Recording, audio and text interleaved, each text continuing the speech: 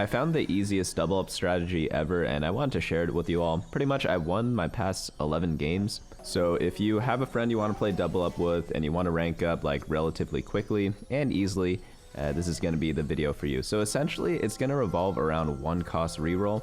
Only one player needs to do it though, but I feel like every double up team should have at least one reroll player, and you could switch off every single game. So whoever gets a better start for whatever reroll comp there is, that person does it that game, and then next game you see who has a better start and so on and so forth. So right now in the meta there are a couple of good reroll comps, and it's always going to change depending on what the meta is, but right now the good reroll comps at one cost are going to be mages, shapeshifters, and multi-striker. But honestly, you could use any of the reroll comps like imaginable, because you get the 3-star version of the unit so quickly in double up because of the send unit mechanic. And the reason why this strategy works is because the person who is rerolling just carries the early and mid game so hard that the other player just gets to full econ the entire game. So we're gonna look at one of the games that I played with my friend here, and spoiler alert, I did not roll a single time the entire game. That's how good the comp is. Like I had like 100 gold multiple times at the end of the game because that's how easy this is. Like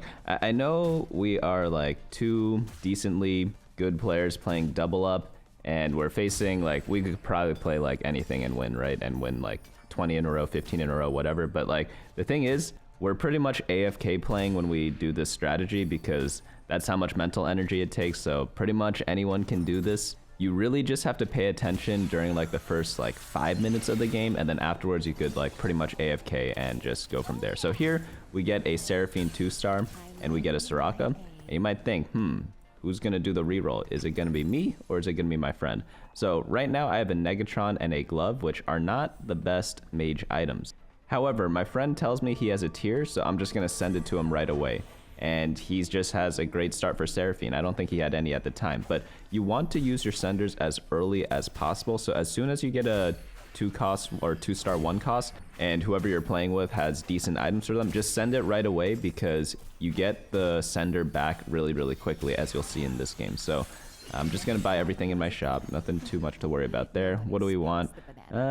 Depends what comp I'm going for. I could go for literally anything here because my friend's doing the reroll, and look at this. I have a sword, I have a glove, and I have a Negatron, so I'm probably gonna do some sort of 4-cost build. So I could do like aggressive preservation, play around the preservers, because like Rakan plus Morgana plus all the preservers work pretty well in almost any fast 8 comp. So I reroll the other ones. Then I'm just like, maybe I just take worth the wait and we just both reroll. It'd be funny, right? So I just take worth the wait, and if I happen to get his unit, all the better, right?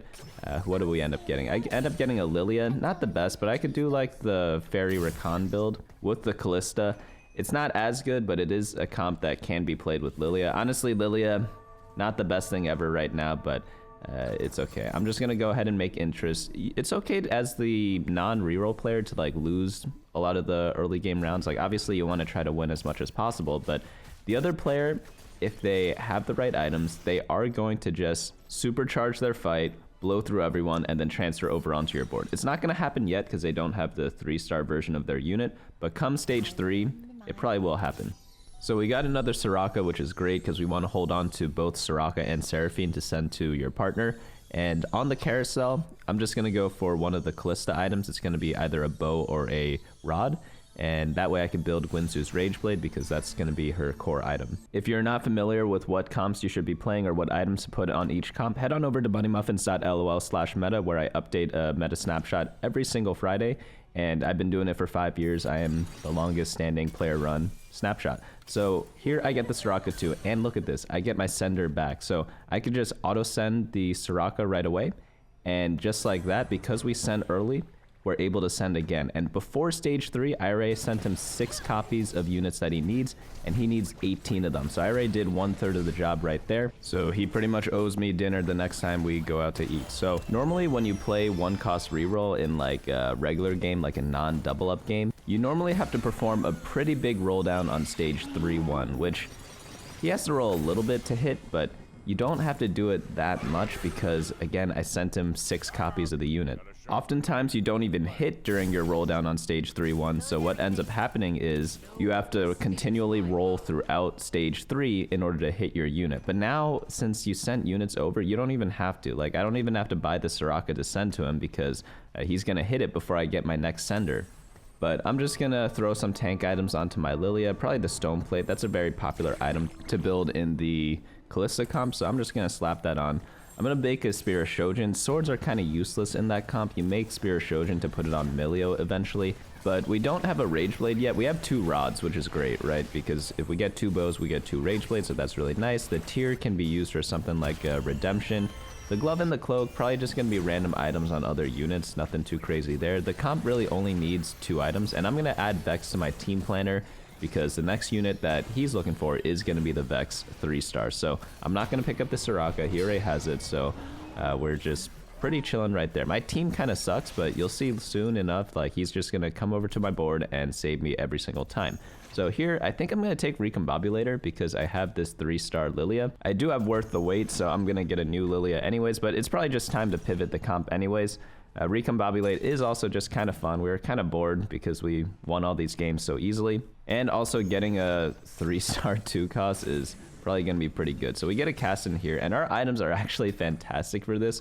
We have a Quicksilver Sash, and we have a Rabadon's Death Cap or an Archangel Staff, which are probably one of the better items for casting. I think his 2 best items right now is going to be Quicksilver and Titan's Resolve, but it always depends on the meta. I'm sorry, Bloodthirster. So Quicksilver, Bloodthirster, and then Titan's Resolve. But if you have like AP items on your casting, just build them, you know? It's like you don't want to greed the items too long because then you miss out on a lot of value.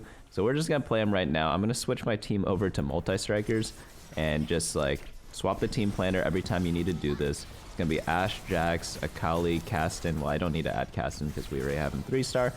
Shen, Kalista, and Camille, and then you're pretty much good to go from there. As for the Lilia from the Worth the Wait thing, I don't really need to use her, and instead I could use her as kind of just like having 1 gold per turn. But this is just a basic multi-striker, 7 multi-striker comp. You pretty much play it whenever you're running Ashe Jax reroll, Caston Akali reroll, Hecarim reroll. That's really all you need to do. Also, don't forget, get the Vex for your friends, so add whatever units that they need into your team planner as well. He's adding in the Hecarim because I think we were trying to go for a 3-star Hecarim as well, even though I don't have any copies right now. But what else is he going to send me? Either a Camille or a Kalista or Hecarim. Those are really the only 3 options I care about. I'm actually going to play the Vex right now. It works out pretty nicely because it gives me Chrono, so while I'm holding the unit for him, I can actually make some use of it. Obviously, this isn't always going to happen, but in the cases where it does, it works out really well. But now that I have 3-star Caston, he's going to be doing a lot of work as well. But my friend, he has 3-star Seraphine, 3-star Soraka. They're going to be dominating everything too. And look, he's already coming over to my board. I know I already won, but like he's winning so quickly that it doesn't even matter, you know? I'm going to get a Negatron off the carousel. That way I can build a Bloodthirster. And in my next shop, I do get the Akali. Maybe we could still buy all these Lilias or something like that. Who knows? Maybe we get Lilia 3 again, but I think I end up keeping all of them. So I don't even end up using it for the 1 gold per turn thing. He sends me over a gift. I asked for a component anvil because I want to get the Bloodthirster for my Caston, but there's always like a lot of debate on what you should send over to your partner. I think an underrated thing to send is sending the units or gold for free. Like sometimes it'll say like 0 gold, send 3 2-cost units over to your teammate. I think that's a very underrated thing to send because it's not something that's fun, so they have to balance it out a little bit by making it a bit better because they know people are going to want like an artifact anvil or like completed items or like a legendary unit or something like that. So I feel like just getting +6 gold is really, really nice as well. So if you're ever wondering what to send your teammate and they're kind of unsure, just send them over the gold because it saves you a lot of money and they get like just free money. It's like who can complain about that? Whereas the components, the completed items, like you have to make sure you can actually make use of them because if not, it's just not going to be that great use of money. Because in TFT, you always want to spend money as optimally as possible. Like look at this. Thieves Gloves is 10 gold, component anvil 5 gold. Like, it's still good deals for this. They normally say a component is worth around like 7 gold. But if you compare the cost of the component anvil versus like the 3 2-cost champions, Like, the 3-2 cost champions is worth a lot more. But, like, we're trying to have fun here. We're not trying to, like, super sweat double up. One of the biggest complaints I have about double up, actually, because this game is, I think it was in gold or something like that, is, like, we've won 11 in a row, and we're not even in plat yet, let alone emerald or diamond. Like, how many games do they want us to play and win? Because when I say win, I mean first place. I don't mean getting like second place and above. I mean getting like first place, not even close on all these games.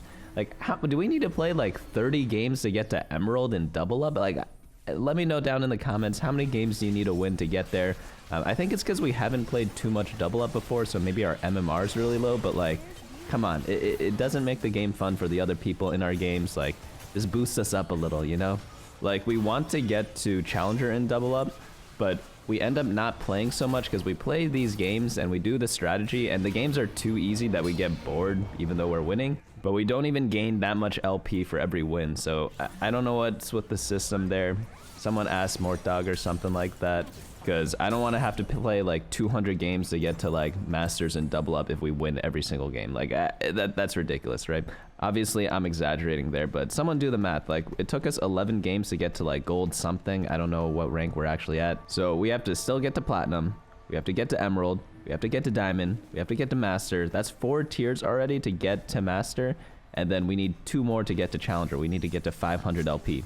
That's just a lot of games. Like, I don't know how people have time for that, because it's also double up. Like, I want to play rank solo duo as well, and my friend's also, he's trying to do the trifecta. He wants masters in solo, masters in double up, and hyper in hyperroll, and here he's already hyper in hyperroll. He's already master in solo, so the only thing he's missing is masters in double up. But even then, when that's the only thing he's playing for, we still get bored because the games are too easy and it takes so long to climb, because we know we have to play like, I don't know, maybe like 10 games every day for like a week straight to get there. Like, that's a lot of games, you know? But anyways, back to the game. He sends me a Hecarim too. I'm really just looking for the Vexes for him. I only have one-star Vex, so that's not really gonna help that much. I'm gonna wait till I get a 2-star. This Hecarim's huge for me. It gives me 5 multi-striker. I just wasn't able to put it into my team on time. And we were debating here like whether I should roll or not for his Vex 3, because I easily could, right? I have 87 gold at level 7, but he's like, nah, just like 2 people were contesting Hecarim, and then another person was also going mages, so getting the Vex 3-star is going to be a little bit tricky. So we're like, just level up, let's just play legendaries and not have to roll. So here, no brainer. Like, even though immovable object is absolutely incredible for casting, you got to go with multi-striker crown, because I mean, if you're going multi-strikers and multi-striker crown is not the best option, the development team or like the game balancing team did something wrong, so we could always blame them if we lose. Because if you're going to comp and you're forcing like a vertical trait, like we're going 7 multi-striker, if picking the augment that is related to the trait is not the right call, like, then the augment just sucks, right? They have to remove it from the game or like rework it heavily. And it's pretty deep into the set right now. We're what, like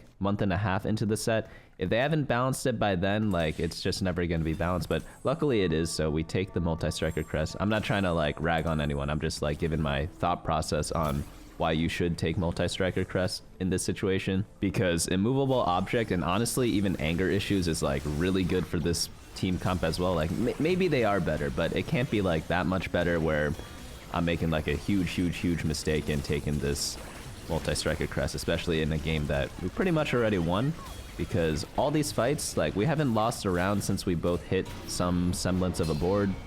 I had 100 gold this round. I leveled up to level 8, but I did it during the round, so I don't even have the 8th unit onto the board right now, which is absolutely hilarious. We got a Lilia 3 for some reason, and I guess we could play her. I don't know. We don't really have the units to do it, but we're like, what if you could get Lilia 4-star and then, yeah, like try to do something with that, but I don't think that's happening. We're facing off against a Callista player, which is a little annoying. Like, this person went a Kali 3 and Callista, so he's kind of going like warriors but also taking multi-strikers.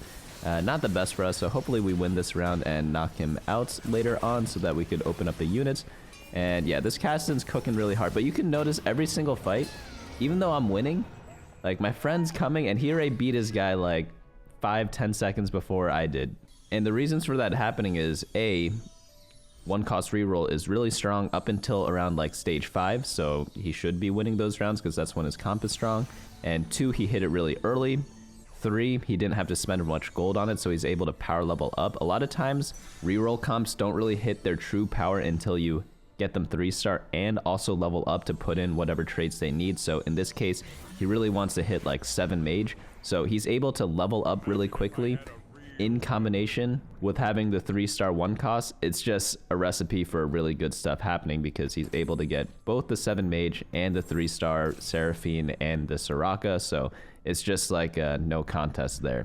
You can kind of consider a 3-star 1 cost to be slightly better than a 2-star 4 cost, and most people don't even get 2-star 4 costs until stage 5, like stage 5-1, that's when they get all of them to like 2-star, but early stage 4, like yeah, sometimes people hit the 2-star 4 cost, but oftentimes it's not like the exact one they want. Normally you see, if you're doing like the Callista Rakan board that we talked about before, maybe you have like a 2-star Callista but like a 1-star Rakan, or you have like 1 copy of Callista and 2 copies of Rakan, something like that. Sometimes they don't even have any of those copies, right? So in a regular TFT game, like the power spikes are all different, but in double up you could easily accelerate a lot of them, and reroll, it's gonna be one of the best comps. Like if no one's doing 1 cost reroll, at least have someone do a 2 cost reroll, because the send mechanic is just way too OP.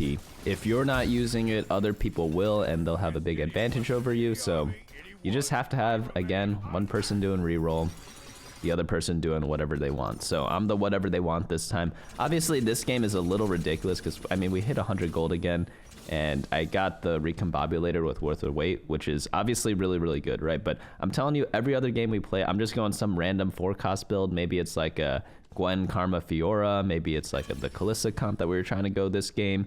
Maybe I'm doing like another 1 cost reroll and we're both rerolling, right? Like the other person, what they do literally does not matter. You're just trying to feed one person to get that 1 cost reroll, and like if I was losing all these rounds, it would actually be fine because my teammate would beat his opponent too quickly and come over to my board anyways and save me. So in those cases, like there were times where the person who was doing the whatever they wanted built like a bunch of tank items in order to survive a bit longer, and then the other person comes over to their board, kills everything, and then even though I would have lost the fight, I don't actually lose the fight because the teammate came and saved me. So here, like we're at 96 gold again. Like I don't know how many times this has happened already, but it has been a lot. We've got our first copy of Callista finally, so we could run. Do we even have 7 multi-strikers? Yeah, we have the Ashe and the Callista. I have this extra Shen and the Vexen, so I should probably take that out. I also have this random Lilia 3-star on my board just because I got it from worth the weight. And yeah, like I don't have to be playing that. I could be playing some sort of like 2-star legendary to replace that eventually.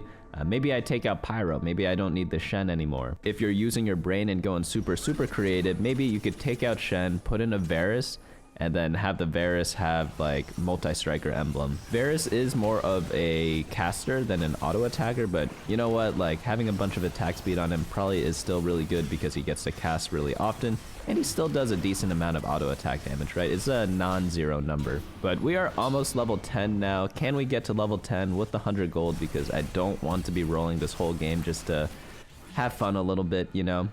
I was actually making a joke here. This is the first time I went to his board that game because normally he was trying to come to mine.